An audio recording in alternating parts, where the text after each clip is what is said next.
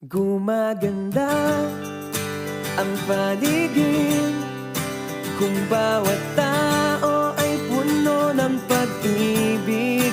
Napapawi ang bigati, masilayan lang ang iyong ngiti.